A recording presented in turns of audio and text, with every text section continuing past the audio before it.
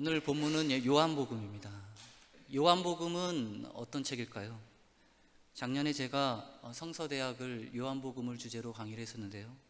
전반기 12주, 후반기 12주 모두 24주를 강의했습니다. 저는 개인적으로 이 요한복음을 한 문장으로 만들어 보았습니다. 제가 24주 강의하면서 한 번도 이야기하지 않았는데 오늘 일부 예배에 나오신 여러분들 위해서 특별히 말씀드리겠습니다. 요한복음을 읽고 제 개인적으로 만든 한 문장은 바로 이것입니다. 실제 무엇이 더 중요한가? 실제 무엇이 더 중요한가? 요한복음 전반부에는 7가지 표적이 등장합니다. 그 7가지 표적이 중심이 되어 있는데요. 이 표적이라는 단어는 깜짝 놀랄 일이나 어떤 초월적 능력을 행했을 때 쓰는 말이 표적이죠.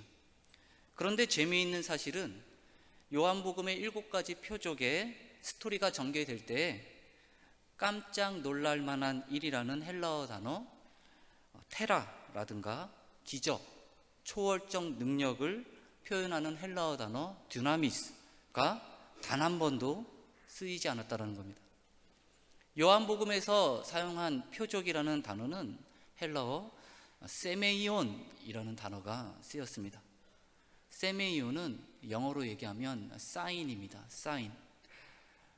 굳이 한국말로 이야기한다면 징조라고 볼 수가 있겠죠.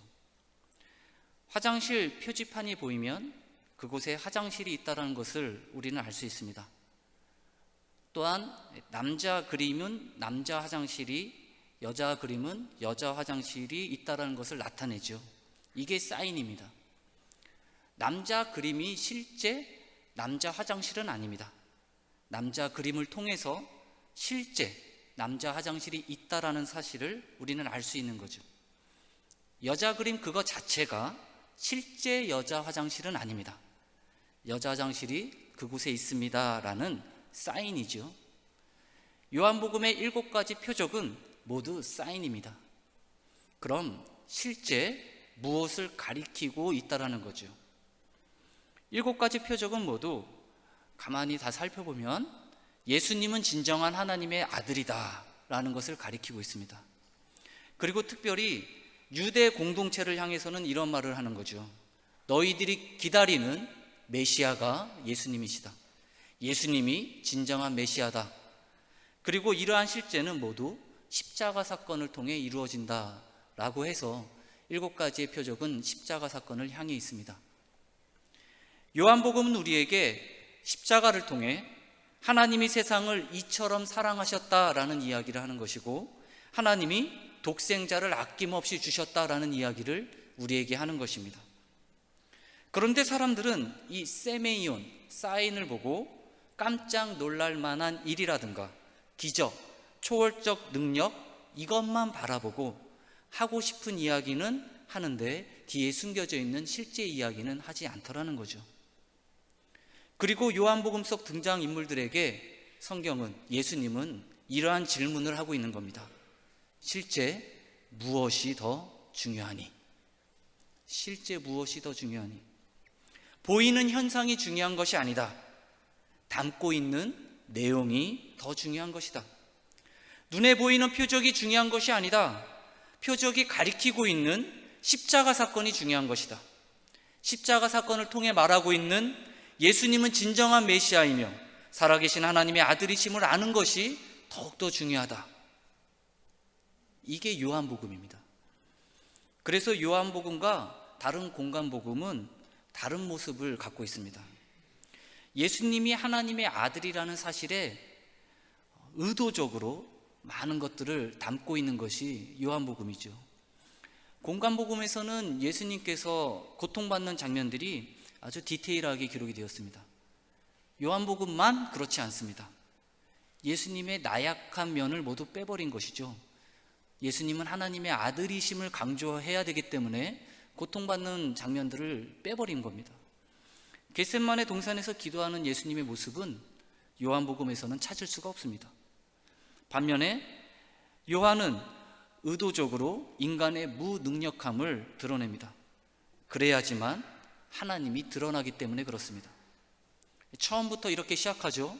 빛이 왔는데 무능력한 인간들이 못 알아보더라. 이렇게 시작하는 게 요한복음입니다. 요한복음에 등장하는 제자들도 공관복음에 비해 많이 부족한 모습으로 등장합니다. 제자들의 무능력함을 더욱더 강조하고 있습니다. 공관복음에 나온 베드로가 뉘우치고 회개하는 장면이 있는데요, 요한복음에는 없습니다. 베드로를 더 나쁜 놈으로 만들고 있죠. 요한복음에서만 도마의 불신앙을 낱낱이 폭로하고 있습니다. 그러면서 하나님의 위대하심을 드러내는 거죠. 요한복음에만 나오는 예수님의 당당함이 있습니다. 예수님을 체포하러 온 군사들에게 너희들이 찾는 사람이 누구냐? 내가 바로 그이다. 헬라어로 에고에미라는 단어를 요한복음에서 사용하고 있습니다. I am who I am. 내가 그다. 내가 봐도 바로 하나님의 아들이다 람을 강조하고 있는 거죠. 요한복음 18장 6절 말씀 볼까요? 요한복음 18장 6절 말씀 우리 다 함께 한번 읽어보겠습니다. 시작.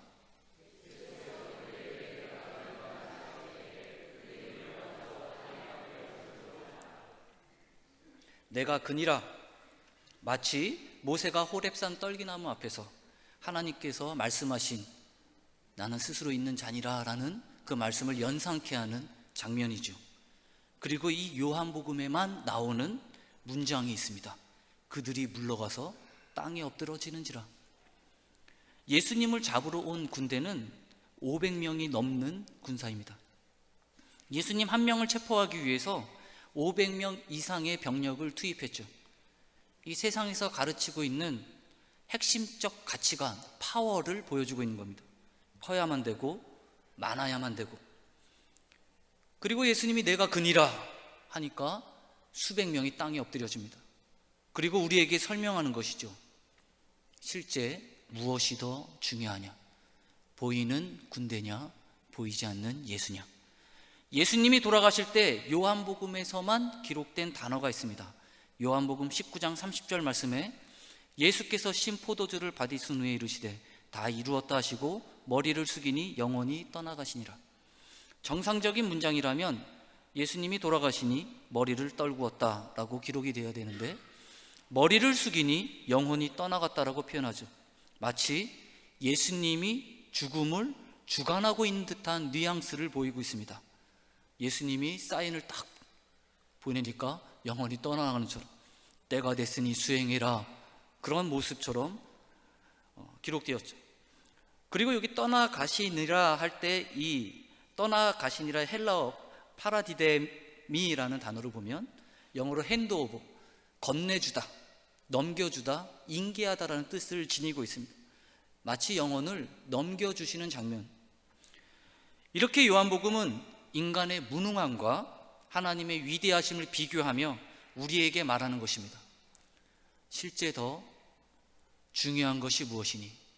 네가 의지해야 될 것이 무엇이니? 라는 것을 질문하고 있는 거죠. 베드로는 이 사실을 깨닫는데 오랜 시간이 걸렸습니다. 베드로는 계속해서 세상에서 중요하다고 말하는 것이 베드로에게도 중요했죠. 군사들이 예수님을 잡으러 왔을 때 베드로는 칼을 뽑아 말고의 길을 잘랐습니다. 그런 베드로를 예수님이 이렇게 나무랍니다. 요한복음 18장 11절 말씀에 예수께서 베드로에게 이르시되 칼을 칼집에 꽂으라. 아버지께서 주신 잔을 내가 마시지 아니하겠느냐 하시니라. 예수님의 대답 안에는 여러 가지 신학적인 의미가 담겨져 있습니다만 요약하면 이겁니다. 베드로야, 실제 무엇이 더 중요하니? 예수님이 죽으러 간다고 말씀하실 때 우리 베드로는 예수님이 죽으러 가면 안 되니까 예수님을 붙잡으면서 항변했습니다. 안 됩니다. 그럴 수 없습니다. 그러니까 예수님이 말씀하시죠. 사탄아, 내 뒤로 물러가라. 너는 나를 넘어지게 하는 자로다. 베드로는 지금 좀 당황했을 수도 있습니다. 아니, 내가 뭐 그렇게 잘못했다고 사탄이라고까지 그렇게 표현하시나라고 생각할 수 있겠죠. 그런데 이 베드로의 그 속내를 들여다보면 그렇지 않을 수도 있습니다. 베드로가 지금 예수님이 너무 사랑스러워가지고 예수님 죽으면 안 돼요, 그렇게 얘기했을까요? 베드로의 속내는 이것입니다. 예수님, 당신 죽으면 내 밥그릇도 날아가는데 무슨 소리 하는 겁니까? 내가 지금 다 버리고 예수님 쫓고 있는데 나는 어떡하라고요? 라는 그 속내가 담겨져 있는 거죠. 사실 이러한 베드로의 모습 속에 우리의 모습이 있습니다. 실제 무엇이 더 중요한지 모르고 살아가는 베드로의 모습 속에 우리네 인생이 담겨져 있죠. 요한복음은 인간의 무능함, 이 사실을 철저히 고발하면서 끝냅니다. 그 절정은 베드로의 부인입니다. 난 아닙니다 라는 이 베드로의 부인, 헬라어는 우쿠 에이미, 난 아니다, 나는 예수님의 제자가 아니다, 우쿠 에이미, 마치 예수님께서 내가 그니라 에고 에이미, 이것과 비교하고 있는 거죠. 우쿠 에이미와 에고 에이미, 무한한 부정과 무한한 긍정입니다. 하나님의 능력을 보여주면서 인간의 무능력을 낱낱이 폭로하면서 요한복음은 그 목적을 달성합니다. 그리고 이렇게 마무리하고 있죠. 요한복음 20장 31절 말씀입니다. 다 함께 읽도록 하겠습니다. 시작.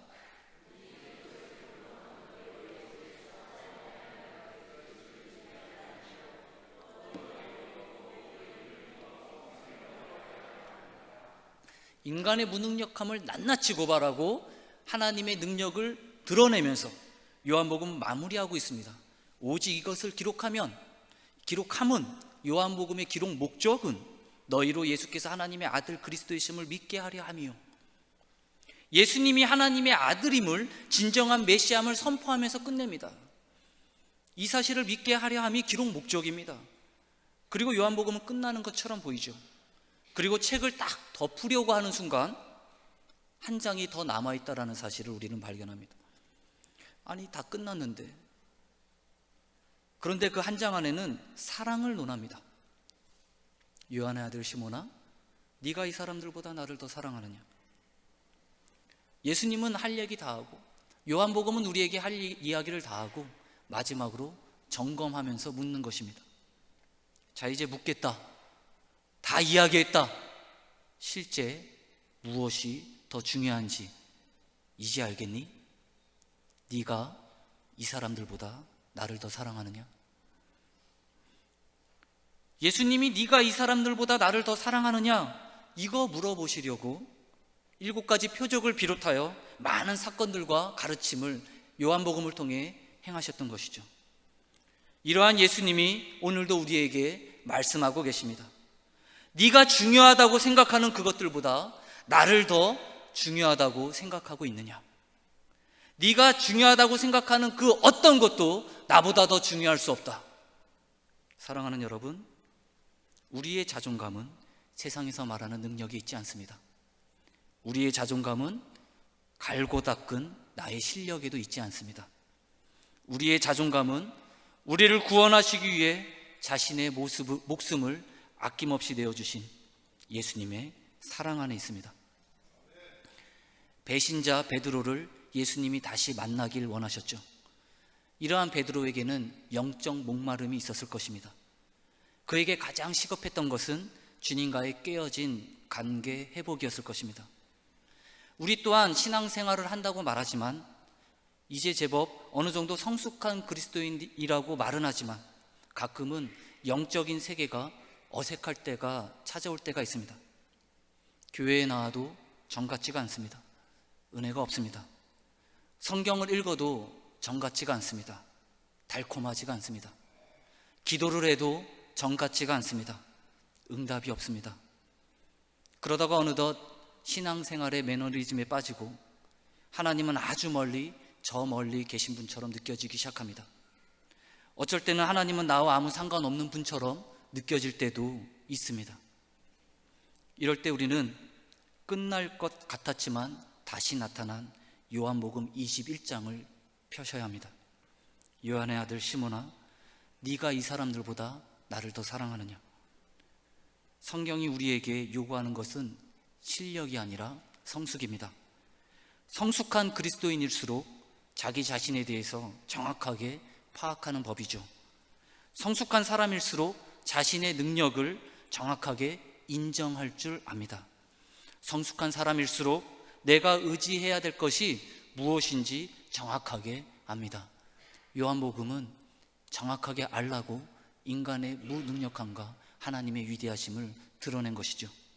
비행기를 타고 갈 때 비행기를 누가 조종해야 할지 성숙한 사람은 고민할 것도 없습니다. 조종사에게 가가지고 기장님 피곤하신데 제가 조종할까요? 라고 말하는 사람은 성숙한 사람이 아니라 미성숙한 사람, 쉽게 얘기하면 바보입니다. 사랑하는 여러분, 우리 주님이 조종하는 우리의 인생은 결코 추락하지 않습니다. 다른 사람이 그 어떤 것이 우리 인생을 드라이브할 수 없습니다. 우리는 주님 말씀에 순종하며 그분이 인도하시는 곳으로 갈 뿐이죠. 요한의 아들 시몬아, 네가 이 사람들보다 나를 더 사랑하느냐? 예, 주님, 이제 압니다. 주님 없이는 단 하루도 살 수가 없습니다. 실제 무엇이 더 중요한가? 이 질문은 우리 인생에 아주 중요한 역할을 합니다. 이 질문이 결국 나의 선택의 동기가 되기 때문이죠. 나의 선택의 반복이 되어지면 우리 인생의 모양새가 갖추어지고 그 모양새는 결국 우리 인생의 질을 결정합니다. 여러분들이 생각하는 중요한 것, 실제로 생각하는 중요한 것이 결국 여러분들의 인생의 질을 결정하는 것입니다. 가치 있는 것에 우리는 시간을 투자하는 법이고, 가치 있는 것에 우리는 에너지를 투자하는 법입니다. 가치 있는 것에 우리는 보통 우선순위를 두지요. 어떤 사람들에게 가장 중요한 것은 돈입니다. 돈이 최고다. 돈만 있으면 뭐든지 다 할 수 있다. 돈 되는 일이라면 나는 무슨 일이라도 하겠다. 개가 되라면 개가 되겠다. 멍멍하고 살죠. 어떤 사람은 지식을 의지합니다. 지식을 쌓는 일이라면 모든 것을 희생할 각오가 되어 있다. 그래서 가장 중요하다고 생각한 것을 놓치게 된다면 극단적인 방법을 선택하는 사람들도 있습니다. 돈이 가장 중요한 사람의 돈에 문제가 생기면 자살하는 경우가 있고, 지식이 가장 중요한데 지식에 문제가 생기면 자살하는 경우가 있습니다. 오래전 이야기지만 이런 기사를 본 적이 있는데요, 여고생 자살 시도라는 기사를 본 적이 있습니다. 아니, 요즘 자살하는 사람들도 많은데 자살 시도한 것 같고 왜 기사로 났을까라고 내용을 보니까 내용이 이렇습니다. 전교 1등을 계속하다가 전교 3등으로 떨어져서 자살을 시도했다고 합니다. 전교 3등이 자살을 시도하면 여러분들은 어떻게 하라고? 그런데 더 심각한 것은 이 기사를 읽은 어머니가 이런 말을 한다라는 거죠. 얘 누구는 전교 3등 했다가 자살하려고 했단다. 밥을 맛있게 먹고 있는 딸에게 밥이 목구멍에 넘어가니? 그러면서. 어떤 사람들은 가장 중요한 것이 자식입니다. 자식을 위해서라면 뭐든지 할 수 있죠. 아주 자식을 붙잡고 삽니다. 그런데 알고 보면 그 자식이 나를 붙잡고 살아가는 거죠. 자식이 예수님보다 더 위에 있는 경우가 있다면 여러분 심각하게 고민해야 할 필요가 있습니다. 엄마가 너 믿는 거 알지? 거의 사도신경 수준이죠. 우리 가문의 아들을 믿사오며 그 옆에 딸은 조금 더 믿고, 그런데 그 자식이 수학여행을 갔다 왔는데 여자친구를 위해서 몇만 원짜리 선물을 사오죠. 엄마 거를 위해서는 효자손을 하나 사옵니다. 어떤 현대인들에게는 즐거움이 최고입니다. 히도니즘이라고 그러죠. 인생 뭐 있냐? 그냥 즐기자. 쾌락을 위해서 아주 인생을 다 바치는 사람들도 있습니다. 사랑하는 여러분, 성도가 되었다는 것은 무엇일까요? 우리는 말합니다. 예수님을 믿었다, 혹은 예수님을 영접했다. 그럼 예수님을 믿었다라는 것은 뭘까요? 예수님을 영접했다라는 것은 뭘까요? 전 이 부분을 가장 가깝게 이해할 수 있는 성경 구절이 이거라고 생각합니다. 마태복음 13장 44절 말씀 한번 읽어볼까요? 시작. 천국은 마치 밭에 감춘 보와 같으니 사람이 이를 발견한 후 숨겨두고 기뻐하며 돌아가서 자기의 수를 다 팔아 그 바칠 사람들. 많은 사람들이 오늘날 교회의 문제점을 거론하면서 도덕성 이야기들을 많이 합니다. 틀리지 않았습니다. 교회가 많이 도덕적으로 타락한 것은 맞는 사실이지요. 하지만 그것은 2차적인 것입니다. 오늘날 우리들이 갖고 있는 문제점 중에 가장 심각한 것은 바로 이 부분입니다. 나에게 보물은 예수 그리스도인가? 바로 이것입니다. 오늘날 우리들이 갖고 있는 문제점 중 가장 심각한 것은 예수님에 대해서 어떻게 생각합니까? 라는 질문에 글쎄요 라고 대답하는 것입니다. 여러분들에게 예수님은 어떤 분이십니까? 봄을 맞습니까? 사랑하는 여러분, 우리는 좀 더 예수님에게 집중해야만 합니다. 어린 양의 피가 아니었으면 저주의 사자가 그 집을 그냥 지나가지 않았을 것입니다. 많은 사람들이 예수님을 인격적으로 만나지 아니하고 종교적으로 만나는 경우가 있습니다. 예수님은 기독교 사상이나 종교적 공식이 아닙니다. 예수님은 우리가 마음으로 사랑할 수 있는 인격체이시죠. 교회에서도 마찬가지입니다. 교회는 어떤 프로그램이, 어떤 성도가 참여하는 모든 그러한 프로그램들과 공동체가 인격적으로 그분을 사랑하는 공동체이라는 사실을 우리는 기억해야 됩니다. 그 프로그램이 세미나든 조직이든 제도든 예수님에 대한 사랑을 쉽게 만든다면 우리는 과감하게 그것들을 잘라버려야 되는 것이죠. 사랑하는 예수님이 여러분 인생의 유일한 소망이라는 고백이 여러분이 있습니까? 성경에서 우리에게 계속 이야기하는 한 가지 사실이 있습니다. 가짜가 있다라는 겁니다. 가짜가 있다라는 거예요. 그런데 많은 사람들이 이 부분을 간과합니다. 예수 그리스도를 소개하면서 결심시키는 것이 아니라 안심을 시킵니다. 5분도 안 걸리는 간단한 질문과 대답이 오고 가죠. 하나님께서 당신을 사랑하십니다. 하나님께서 당신을 향한 놀라운 계획을 갖고 계십니다. 믿으십니까? 네, 믿습니다. 천국 가기를 원하십니까? 네, 물론입니다. 예수 그리스도를 영접하십니까? 예, 영접합니다. 제 기도를 따라해 주세요. 믿음으로 시인하셨나요? 네, 잘하셨습니다. 이제 당신은 하나님의 자녀입니다. 끝. 그 이야기 한마디로, 이 대화 한마디로 하나님의 자녀가 되었다. 그리고 살아갑니다. I'm a Christian. 사람들도 속이고 자신도 속이고 살아가는 거죠. 제가 아는 어떤 분은 교회를 다니질 않습니다. 하지만 천국 가는 것은 확신합니다. 내가 왜 교회도 다니지 않으면서 천국 가는 것을 확신하냐고 물었더니 6년 전에 예수님을 영접했다고 말합니다.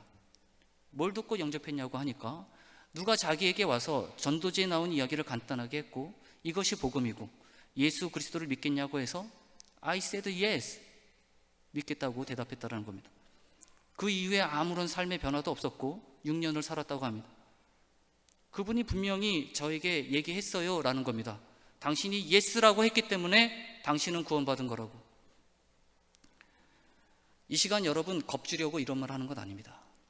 어떻게 구원받는지에 대해서 논하고자 이런 말 하는 것도 아닙니다. 다시 한번 신앙인으로서 생각해 보자는 것입니다. 방금 읽은 마태복음 13장 44절을 다시 볼까요? 그 말씀 가운데 이러한 말씀이 있습니다. 돌아가서 자기의 소유를 다 팔아 그 밭을 샀느니라. 너무나 중요한 단어 하나가 나옵니다. 다라는 단. 영어로 everything. 보물을 사기 위해 갖고 있는 모든 소유를 다 팝니다. 일부분만 팔았다고 기록되지 않았습니다. everything, 모든 것입니다. 소유를 다 팔면 내가 가지고 있는 모든 것이 이제 내 것이 아닙니다. 그리고 그 남자는 밭을 샀기 때문에 보물을 소유하게 된 것이죠. 결국 그 모든 것은, 그의 모든 것은 예수님이 되어버린 것입니다. 예수님이 삶의 전부가 된 것이죠. 예수님을 믿는다라는 것은 바로 이것입니다. Jesus is everything. 예수님이 나의 모든 것이라는 고백이 예수님을 믿는다라는 고백이죠. 주님과 같이라는 찬양 아시죠? 그 영어 버전이 어떻게 시작합니까? There is none like you. 주님과 같은 분 없네. 이 고백이 정말 여러분 삶 가운데 있습니까? 내 인생에서 그 어떤 것도 주님과 같은 분은 없습니다. 이런 고백이 있습니까? 우리가 처음에 불렀던 찬양, 오직 주의 은혜로 지금 여기 서 있네. 지금 여기 서 있네. 여러분들이 지금 서신 그곳, 여러분들이 뭐 잘나서 선 것이 아니라 오직 주의 은혜로 서 있는 곳이죠. 주님, 모든 것을 아시오매 내가 주님을 사랑하는 줄을 주님께서 아시나이다. 주님의 은혜로 내가 지금 서 있는 것입니다. 이 시간 여러분들에게 질문합니다. 예수님께서 여러분들의 죄를 대신해서 십자가에 달려 돌아가신 일을 믿으십니까? 이러한 예수님을 여러분과 여러분의 삶의 주인으로 영접하시겠습니까? 제가 방금 여러분에게 예수님을 영접하시겠습니까? 라고 한 것은 이러한 질문입니다. 주님 없이 살 수 있습니까? 예수님을 믿는 진정한 성도라면 이렇게 대답해야 됩니다. 주님 없이는 살 수 없습니다. 돈과 지식과 자녀와 명예와 모든 쾌락과 그 어떤 것도 주님과는 바꿀 수 없습니다. 굳이 둘 중에 하나를 선택하라고 한다면 나는 주님을 선택하겠습니다. 내가 사랑하는 그 어떤 것도 주님과 바꿀 수 없습니다. 내가 꿈꿔온 그 꿈들도 주님과는 바꿀 수가 없습니다. 내가 힘들어 지쳐있을 때 나를 위로해 줄 사람이 없어도 나는 살 수 있지만 주님 없이는 살 수가 없습니다. 단 하루도 살 수가 없습니다. 세상의 그 어떤 부도, 명예도, 어떤 지식도 주님의 사랑과는 바꿀 수가 없습니다. 주님 없이는 살 수가 없습니다. 주님의 사랑의 팔로 나를 안아주시지 않는다면 나는 한순간도 살 수가 없습니다. 주님 없이는 살 수가 없습니다. 이것이 주님을 영접하시겠습니까? 라는 질문입니다. 사랑하는 여러분, 주님밖에 없다라는 사실 하나로 오늘 하루도 그리고 우리의 인생도 살아가는 저와 여러분 되기를 간절히 소망합니다. 이 시간 우리 조용하고 간절하게 기도하는 시간 갖도록 하겠습니다.